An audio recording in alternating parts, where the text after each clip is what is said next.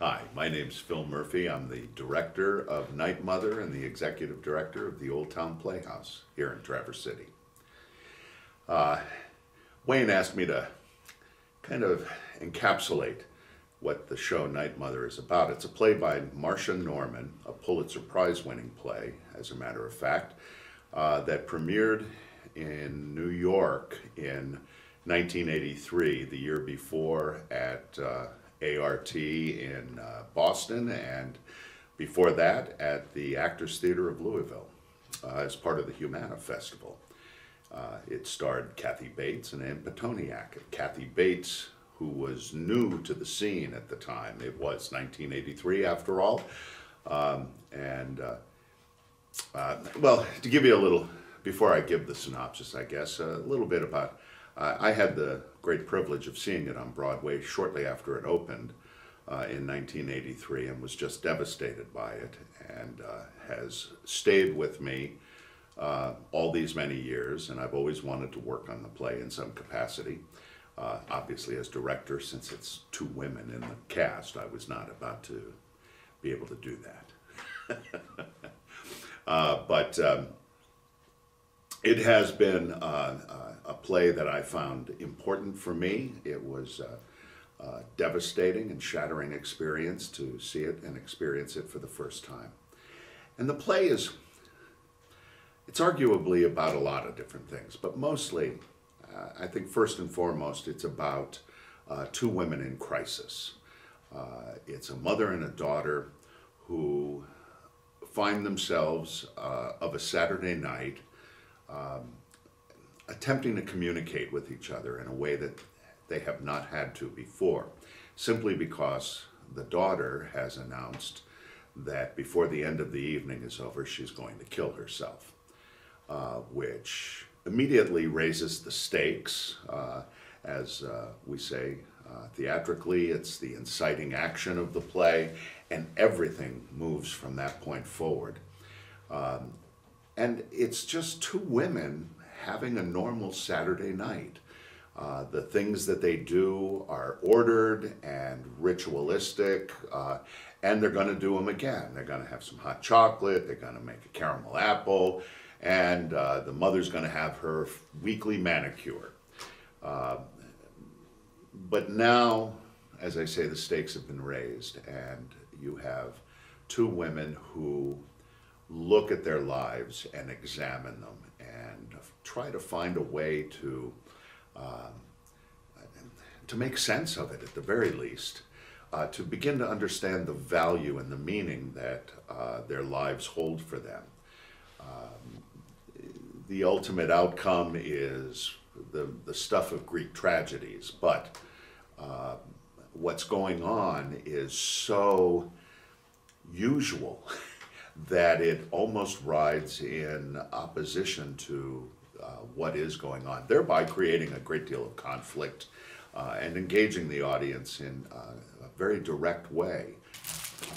Is that any old towels? Here you are. Towels you don't want anymore?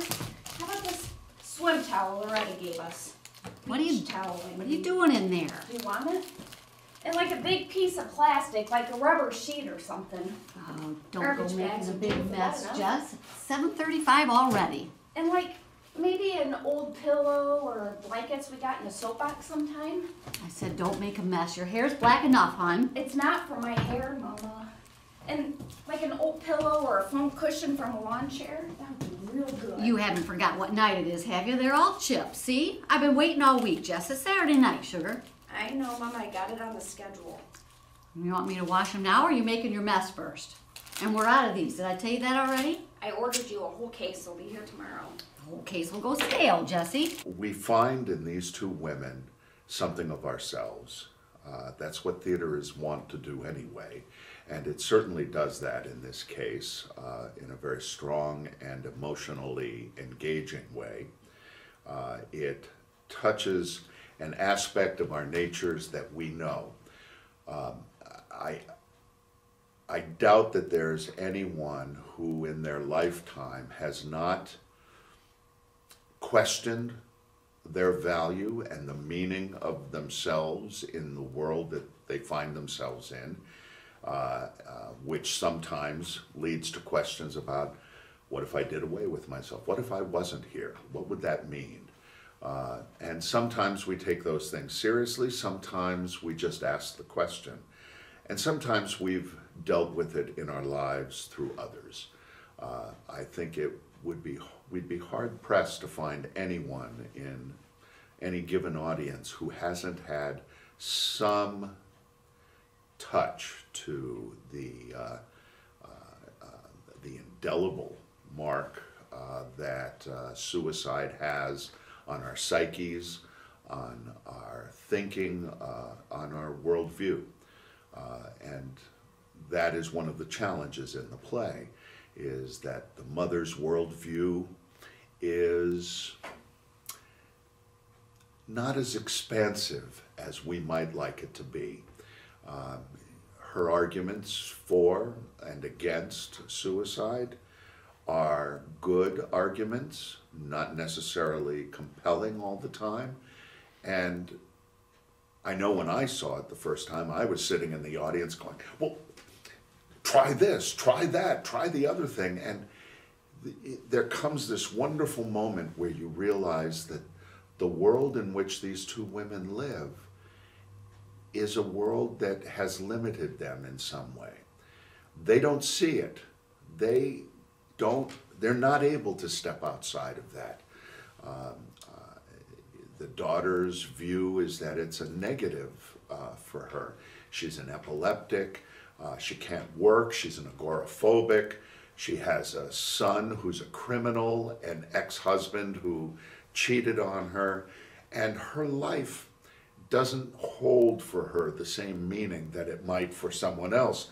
Her mother, for example, who lives in the same space, shares it with her, shares much of her worldview, but isn't downtrodden by it. She dreams of something larger, even if she can't attain it, and she's content with that. And therein lies some wonderful conflict between the two women and the way in which they perceive value and what's important to them. And therein lies, I think, the heart of the play. Ricky's gonna be a fine boy, Jess, but I gotta tell you, I wouldn't want Ricky to know we got a gun in the house. Here it is. I found it. It's just something he's going through. Maybe he's in with some bad people. He just needs time, sugar. He'll get back in school or get a job, or one day you'll get a call and he'll say how sorry he's been for all the trouble he's caused you and invite you out to supper, someplace dress up. It's not for him, Mama. It's for me. Well, I don't think you'd shoot your own boy, Jess. I know you felt like it. We've all felt like shooting somebody, but we don't do it. I just don't think Mama, we need a... your hands aren't washed. Do you want this manicure or not? Yes, I Then do. wash your hands and stop talking to me about Ricky. Those 2 rings he stole were the last valuable things I had, so he started it on other people. Door to door. Wish somebody would lock him up. I'd turn him in myself if I knew where he was. You don't mean that. Every word. Now wash your hands, and it's the last time I'm telling you. Should have got you to bring down that milk can. Agnes Fletcher sold hers to somebody with a flea market for $40 a piece. I'll go back and get it in a minute. There's a wagon wheel up there. There's even an old churn. I'll get it all if you want. What are you doing? The barrel has to be cleaned, Mama. Old powder, dust gets in it. What for? I told you. And I told you, we don't get criminals And I down here. told you the gun is for me. You can have it if you want. When I die, you're gonna get it all anyway. I'm gonna kill myself, Mama. Very funny. Very funny. I am.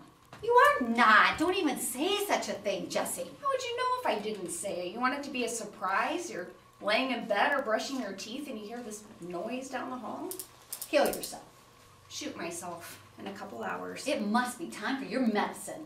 Took it already. Then what's the matter with you? Not a thing. I feel fine. You feel fine. You're just gonna kill yourself. Waited until I felt good enough, in fact.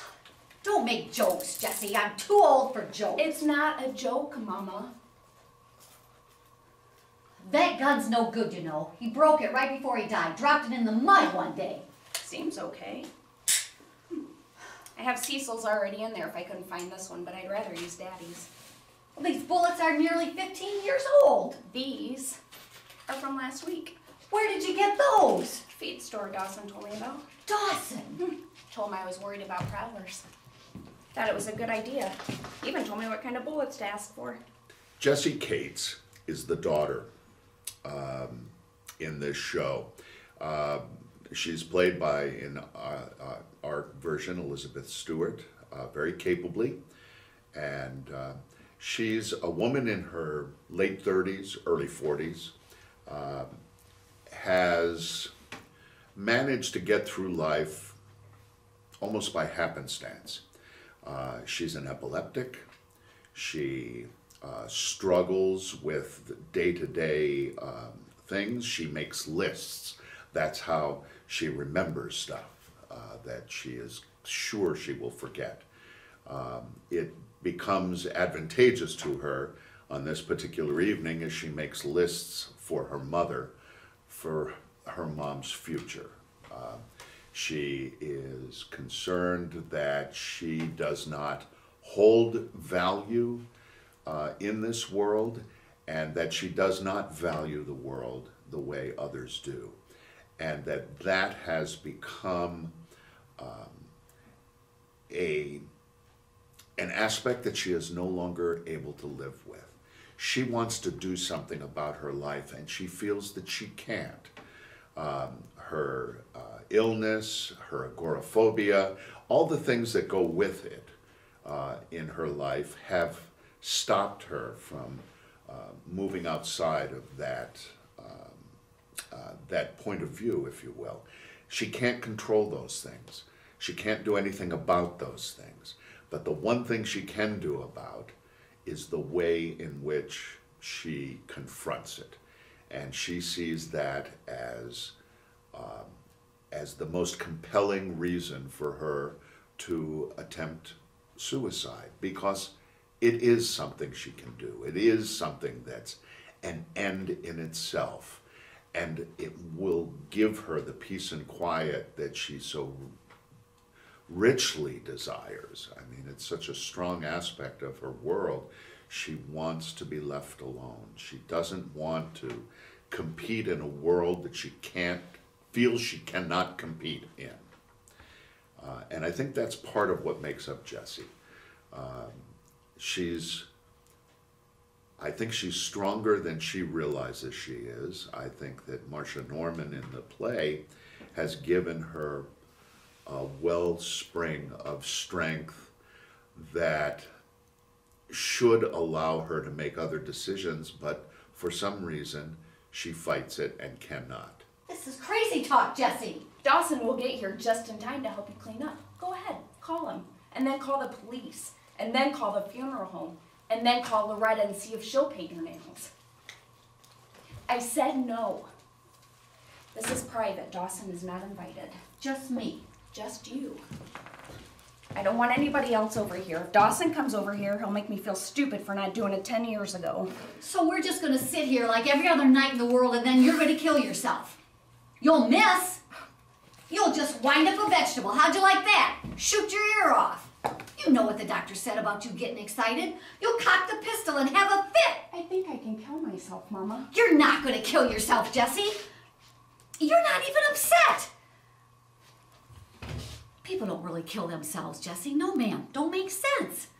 Unless you're retarded or deranged, and you're as normal as they come, Jessie. For the most part. We're all afraid to die. I'm not. I'm cold all the time anyway. That's ridiculous. It's the truth. It's exactly what I want. It's dark and it's quiet. So's the backyard. Close your eyes. Stuff cotton in your ears. Take a nap. It's quiet in your room. I'll leave the TV off all night. No, it's quiet. So nobody can get me. You don't know what death is like. It might not be quiet at all. What if it's like an alarm clock? You can't wake up, so you can't shut it off. Ever. Dead quiet. It's a sin. You'll go to hell. Uh-huh. You will. Yeah. Jesus was a suicide if you ask me. You'll go to hell just for saying that, Jessie. I didn't know I thought that. Jessie! You can't use my towels. They're my towels. I like my towels. I've had them a long time. I asked you if you wanted them, and you said you didn't. And you can't use your father's gun either. That's mine now, too. You can't do it in my house. Oh, come on. No, I won't let you. Not in my house. I have to go in the bedroom and lock the door, otherwise I'll arrest you for killing me. Well, test your hands for gunpowder, but you'll pass anyway. Not in my house. If I'd known you were going to act like this, I wouldn't have told you. How am I supposed to act? Tell you to go ahead? Okay by me, sugar. Might try it myself. What took you so long? There's just no point in fighting me over it, Mama. Do you want some coffee? Jessie, your birthday's coming up. Don't you want to know what we got you? You got me dusting powder. Loretta, she got me a house coat. Pink, probably.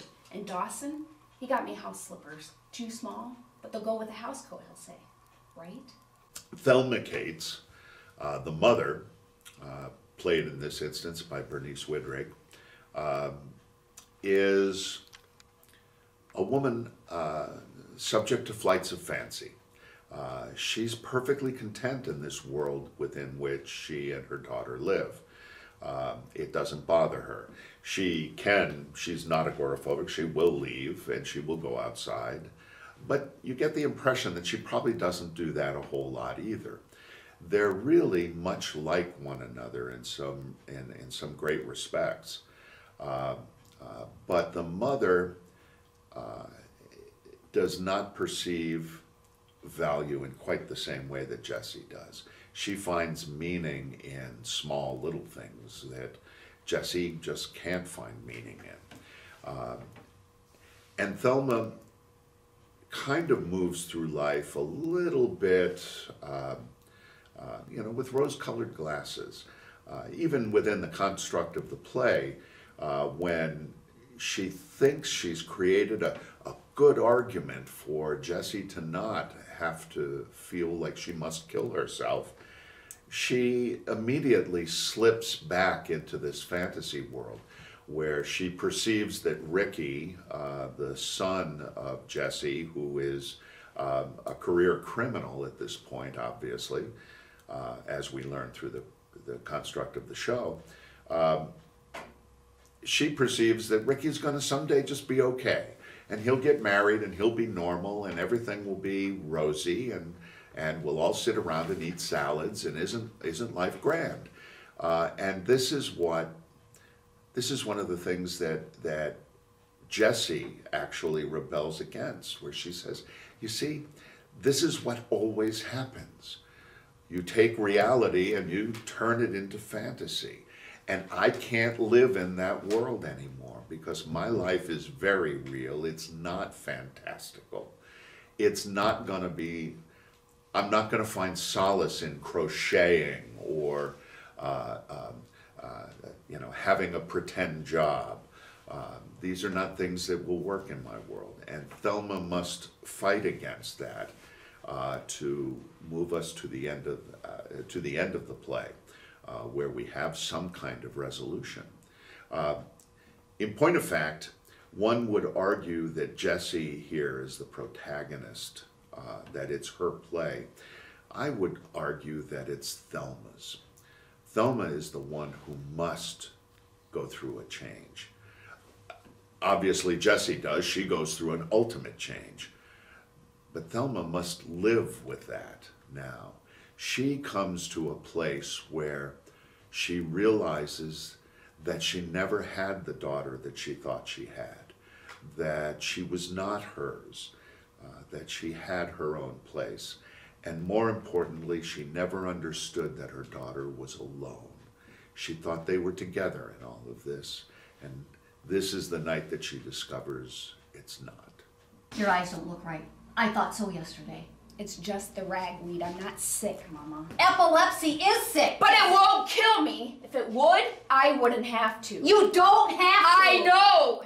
That's what I like about it. Well, I won't let you. It's not up to you. Jessie! I want to hang a big sign around my neck like Daddy's on the barn. Gone fishing. You don't like it here. Exactly. I meant here, in my house. I know you did. You never should have moved back in here with me. If you'd have kept your place or found another place after Cecil left you, you'd have made some new friends at least. Had a life to lead. Had your own things around you. Give Ricky a place to come and see you. You never should have come here. Maybe. But I didn't force you, did I? If it was a mistake, we made it together. You took me in, and I appreciate that. You didn't have any business being by yourself right then. But I could see how you might want a place of your own. You could be as close or as far away as you wanted. A grown woman. Mama, I'm just not having a very good time. And I have no reason to believe it's going to get anything but worse. I'm sad. I'm tired. I'm hurt. I feel used. Tired of what? It all.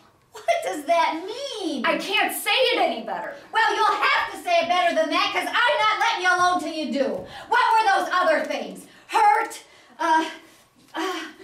You had this all ready to say to me, didn't you? Did you write this all down? How long have you been thinking about this? Off and on 10 years. If you ask me why this play was written, I don't know that I can answer that. I'm not sure what truly prompted Norman to do it. However, I do know that it was John Jory who said, "You must write a play, and it needs," and he gave her some particular structure of what he wanted. And it could be about anything, but he wanted it to, and I may be overstating it, how influential he was at that point, but he did ask her and commission her to write something specifically. And this was the play that she came up with. I think it was her second. She had previously, well, probably more than her second, but she had previously done Getting Out, which some people that know Marsha Norman's work are fairly familiar with. Also a very tough piece. Surprisingly, since then, she has written the books for Secret Garden, The Bridges of Madison, all this other stuff, and she's writing another musical now, I believe.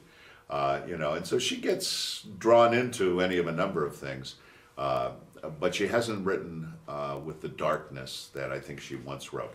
It seems to live within her scripts, however. It's what you think is true. I know. It's what I think is true. But I can't do anything about that. No, you can't. I can't either. About my life. To make it better. Change it. Make it work. But I can stop it. I can shut it off. Turn it off like the radio when there's nothing on I want to listen to. It's all I have that belongs to me. And I'm going to say what happens to it. And it's going to stop. And I'm going to stop it. Suicide is the theatrical convention that we utilize to create a moment. It's the inciting action, and it's our denouement. It's our changed world at the end, so that we can find a new stasis. I mean, those are all, very theatrical types of elements, but they're very valuable. I remember once when I was in a playwriting class, I was told, if you don't get the point across of what your play is about, and not even about, but what moves your play. If that doesn't happen within the first 9 minutes, you're not going to get 9 pages, basically. You're not going to get your audience. And almost to the moment, Marsha Norman, at that, you can almost look and go, okay, we're about 9 minutes, 10 minutes into the play, and she says, "I'm going to kill myself, Mama." Okay, we're off and running. We now know that this is what is going to inform the next hour and a half or whatever. Back where? What's it like over there where you are? Do people always say the right thing or get whatever they want, or what? What are you talking about? Why do you read the newspapers? Why don't you wear that sweater I made for you? Do you look at me, do you see the same old woman or just any old woman now? When you have a fits, do you see stars or what? When you fall off a horse? Why did Cecil leave you? What did you do with my old glasses? They're in the bottom drawer of your dresser in an old milk and magnesia bottle. And Cecil left me because he made me choose between him and smoking. I know he wasn't that dumb, Jessie. No, I never really knew why he hated it so much when it's so good. Smoking's the only thing that I know that's just like it was the last time and always there when you need it. And quiet. Your fits made him sick and you know it. Say seizures, Mama. Not fits. Seizures.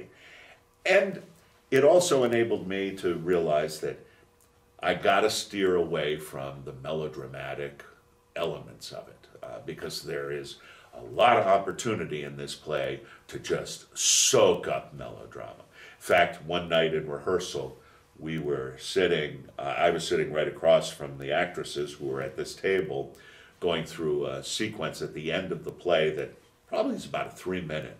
And they must have made it almost 10 minutes long. My knee was bouncing up and down. It was everything I could do not to stop them, but I didn't want to stop them at that point. But afterwards we talked about it. I said, what was so important about the iPod? It was just dripping in significance of nothing. And I said, you may have your audience in utter tears, but it may be not for the reason you want them in tears at that point in the play. I said, people don't do that. Just talk about it.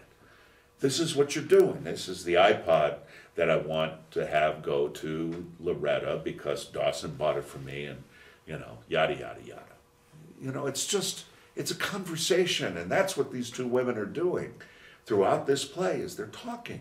Sometimes they're moving past one another. They don't even see each other. They talk. They're both talking on totally different planes at the same time. Sometimes they talk over each other, and we get a sense of these people actually live in this space. They move through it like they know where they are, and they're not constrained in any way. I've added a few points in my direction that I said, I really want you to be here when this occurs, because it creates a good, strong stage picture for the audience. He was the best carpenter I ever saw.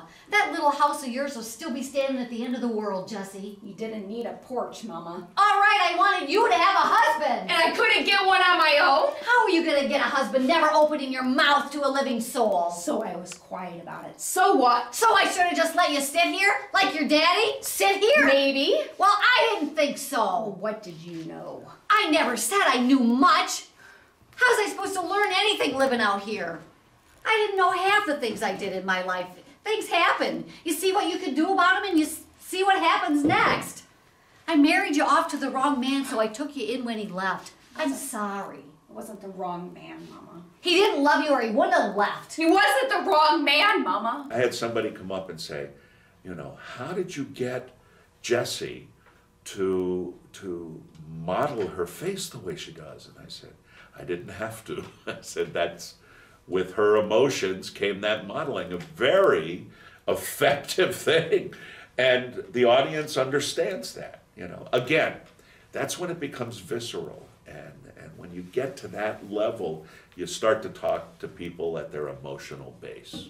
And that's where we wanted to move it. That's the attempt to present it in such a fashion that it allows for the meaningfulness of the play and its interpretive elements to rest with the audience, not with the characters. The characters are not telling you, they're not telling you to feel a certain way. They're not indicating in such a fashion that you have to feel something. They're going through their process, and the audience gets to join them in that. And that's when I think theater works best. I'm ready for my manicure, I guess. You want me to wash my hands again? It's time for me to go, Mama. No, Jessie, it's too soon.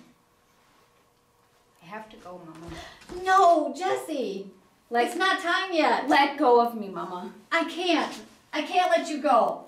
You said you didn't say it would be so soon. Let I'm go of scared. me. I love you, Jessie. I've said everything I've had to say. You said you wanted to do my nails. I can't. It's too late. It's not too late. I don't want you to wake Dawson and Loretta when you call. I want them to be up and dressed so they can get right over. They wake up fast if they have to, Jessie. They don't matter here. You do. I do. We're not through yet. We've got a lot of things to take care of. I don't know where my prescriptions are. I don't know what to tell Dr. Davis when he calls, or how much you want me to tell Ricky, or who to call to rake the leaves. Don't try and stop me, Mama. You can't. Yes, I can. I'm going to stand in front of this door and you can't get past me. You'll have to knock me down to get past me, Jessie. I'm not about to let you.